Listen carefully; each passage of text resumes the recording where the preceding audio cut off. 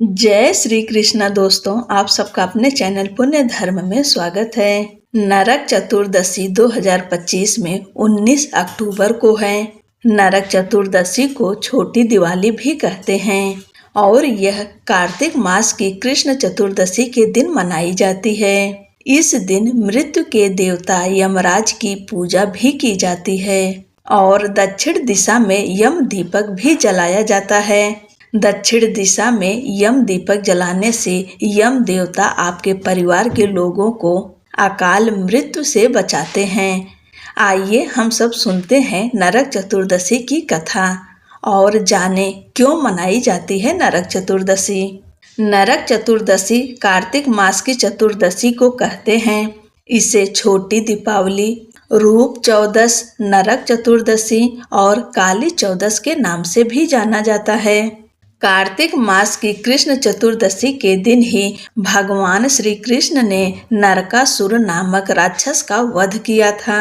इसलिए इस दिन को नरक चतुर्दशी कहा जाता है। उनकी जीत का उत्सव भी दीप जलाकर मनाया जाता है, इसलिए छोटी दीपावली कहते हैं।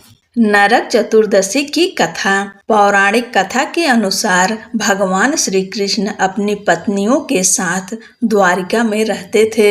एक दिन देवराज इंद्र भगवान कृष्ण के पास आए और कहा कि हे कृष्ण, दैत्यराज भौमासुर के अत्याचार की वजह से देवतागण त्राहि त्राहि कर रहे हैं। भौमासुर को ही नरकासुर कहा जाता है।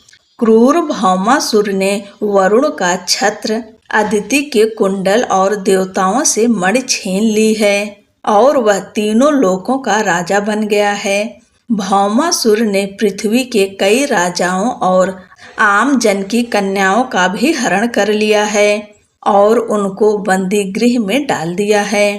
कृपया करके इन तीनों लोकों को उस क्रूर राक्षस से बचाइए।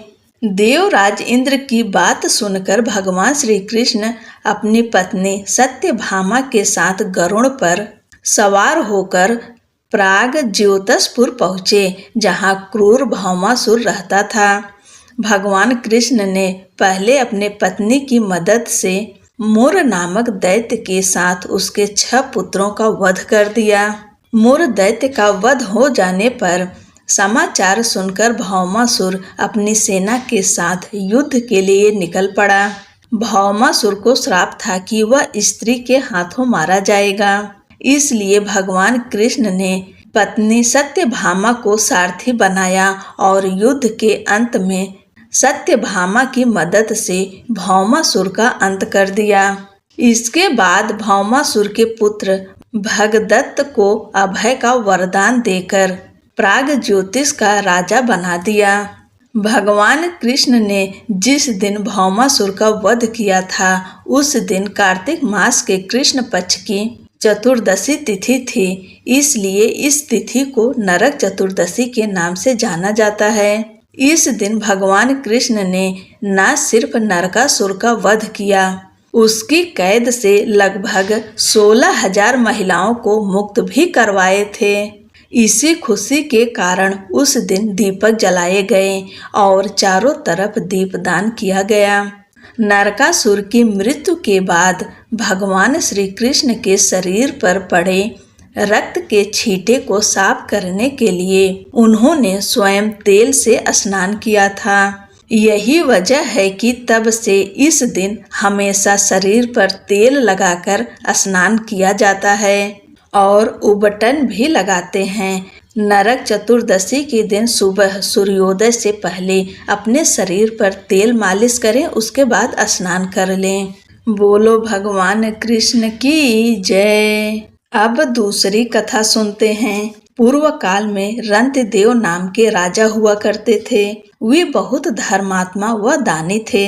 वे अपने पहले जन्मों में भी धर्मात्मा दानी थे। पूर्व जन्मों की भांति ही इस जन्म में भी राजा ने बहुत दान धर्म किया तथा दान धर्म से बहुत पुण्य अर्जित किए। जब उनका अंतिम समय आया तो यमराज के दूत उन्हें लेने आए और राजा को लाल लाल आंखें दिखाकर बोले, राजन, नरक में चलो, तुम्हें वहीं चलना पड़ेगा।